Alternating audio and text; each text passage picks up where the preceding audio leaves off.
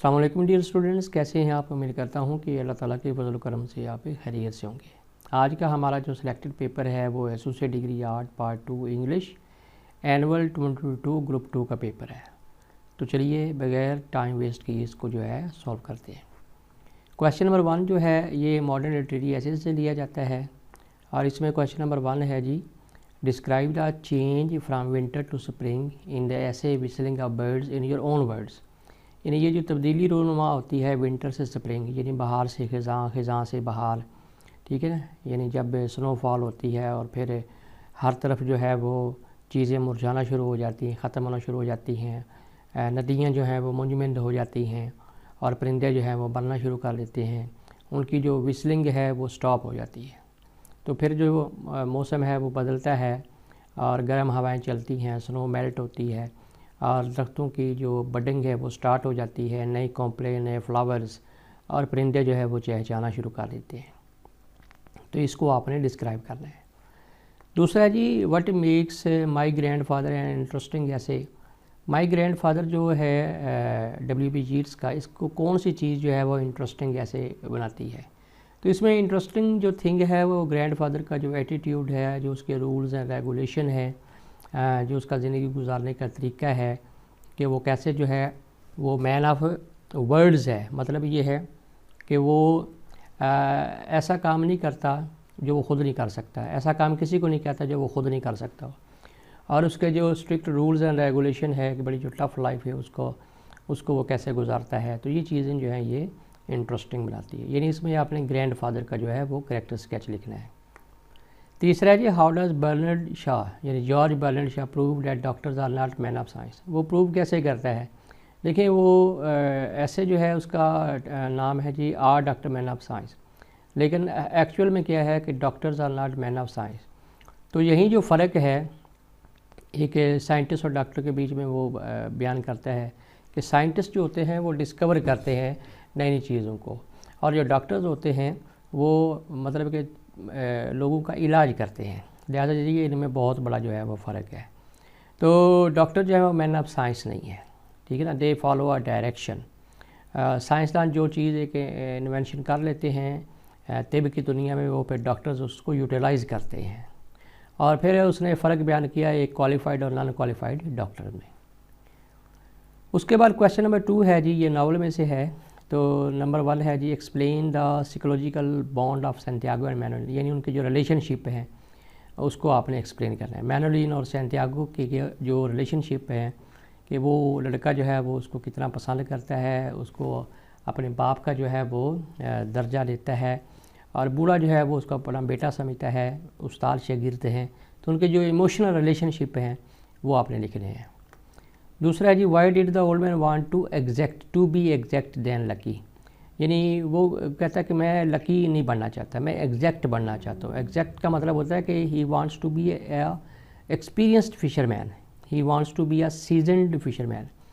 क्योंकि जिसके पास स्किल्स होती हैं, जिसके पास एक्सपीरियंस होता है, वो अपनी लक जो है वो खुद बना सकते हैं। तो लिहाजा वो एग्जैक्ट बनना चाहता है लकी होने की निस्बत। तीसरा है जी, every day is a new day, explain it with reference to Santiago philosophy of life. यानी उसके लिए हर दिन जो है वो एक नया दिन है। यानी उसकी जो स्ट्रगल है, struggle for search of fish, ठीक है।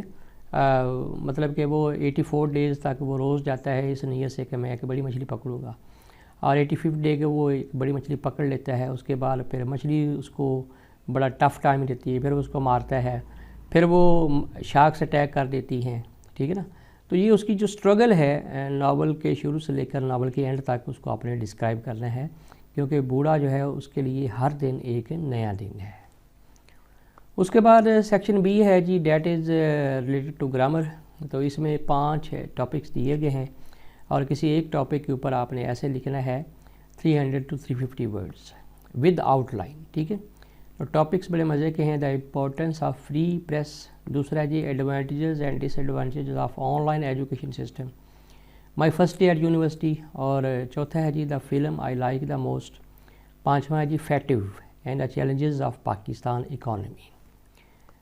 अच्छा, उसके बाद जो है वो आ जाते हैं जी, इडियम्स आ जाते हैं। तो ये क्वेश्चन नंबर 4 बनता है और आपसे कहा जाता है कि आपने कोई से 5 इडियम्स की सेंटेंस मेकिंग करनी है और एक्स्ट्रा नहीं लिखना। एक्स्ट्रा जब आप लिखेंगे मतलब कि आप 5 की जगह 7 अटैम्प्ट करेंगे तो पहले 5 ही वो चेक करेगा। तो गिव अप का मतलब होता है तर्क कर देना, छोड़ देना, और फॉल इन होता है कितार में खड़े हो जाना, बस्ट इनटू होता है किसी चीज़ का अचानक शुरू हो जाना, टेक इन होता है टू अंडरस्टैंड यानी कि समझना किसी चीज़ को, और to be at the beck and call का मतलब है कि हर वक्त रेडी पोजीशन में रहना कोई काम करने के लिए। बाई फिट्स एंड स्टार्ट्स अचानक शुरू करना कोई काम। To flog a dead horse का मतलब होता है कि गड़े मुर्दे उखाड़ना यानी पुरानी बातें जो है ना वो कुरेदना। और की बॉडी एंड सोल टुगेदर जिस्म जान का रिश्ता यानी ज़िंदगी का जो ताना बाना है उसको जारी रखना। बेड ऑफ रोजेज़ यानी ऐसा काम जो बड़ा आसान हो। इन डीप सोप का मतलब होता है मुश्किल में होना। उसके बाद क्वेश्चन नंबर 5 है जी, ये करेक्शन के 5 सेंटेंसेस आपने करने होते हैं। इसमें भी आपने एक्स्ट्रा अटैम्प्ट जो है वो नहीं करनी है। तो नंबर 1 पे है द सीनरीज़। देखिए सीनरी होता ही नहीं है, SCENERY सीनरी। सीनरी लगा लिया तो हैव की जगह हैज़ हो जाएगा और देर की जगह इट्स हो जाएगा। तो ये हो जाएगा the scenery has its appeal to the heart. The scenery has its appeal to the heart, तो फिक्रा ठीक हो जाएगा। दूसरा जी, the boy who was promoted he was my brother. The boy who was promoted यहाँ तक ठीक है, ही को कट करें और यहाँ पे कॉमा डाल दें, यानी आपने बॉय पहले लगा लिया तो आगे उसी ही सेंटेंस में आपने उसका प्रोनाउन यूज़ नहीं करना है, एक अलग सेंटेंस में आप कर सकते हैं। The boy who was promoted comma was my brother. Number 3, why he wrote, उसने ऐसा क्यों लिखा। तो ये पास इंडेफिनिट इंट्रोगेटिव है, पास इंडेफिनिट इंट्रोगेटिव में डिड इस्तेमाल होता है, तो वाई के साथ आप लगाएं डिड, ठीक है ना। डिड लगा लिया तो रोट की जगह आपने फर्स्ट फॉर्म लिखनी है, रोट सेकंड है। Why did he write, why did he write that foolish letter, अभी ये ठीक हो गया। I hate these sorts of boys. देखिए सॉर्ट्स नहीं होता है, सॉर्ट होता है, एस कट कर दें और दीज को दिस कर दें। I hate this sort of boys. और 5वां जी, I had scarcely gone out then, then की जगह देन लगा रहा है, ठीक है ना, THEN, then it began to rain, मैं बामुश्किल बाहर निकला ही था कि बारिश शुरू हो गई। अच्छा नंबर 6 है I like such books which are interested. मैं वो किताबें पसंद करता हूँ जो इंटरेस्टेड हैं, जो इंटरेस्टिंग है।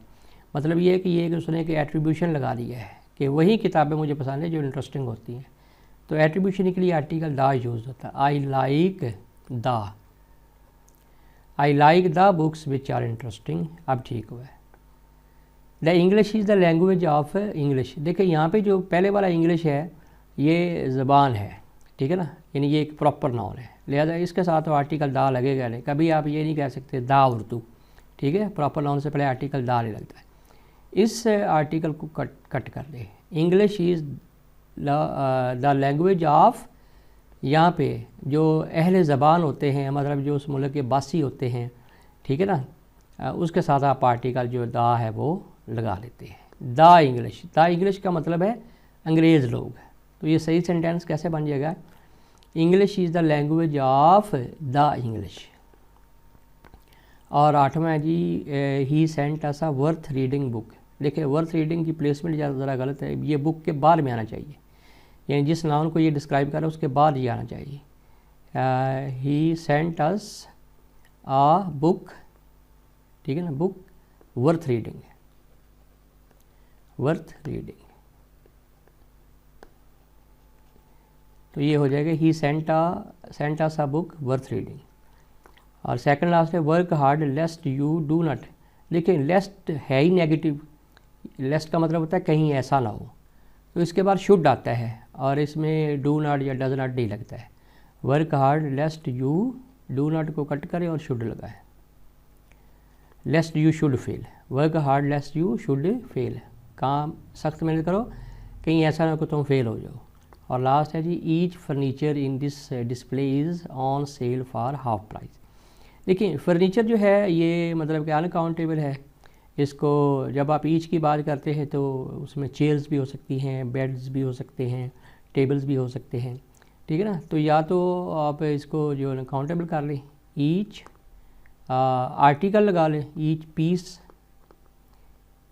ईच पीस ऑफ फर्नीचर या ईच आर्टिकल ऑफ फर्नीचर, ठीक है ना, piece of furniture in this display is on sale. अब ठीक हो गया।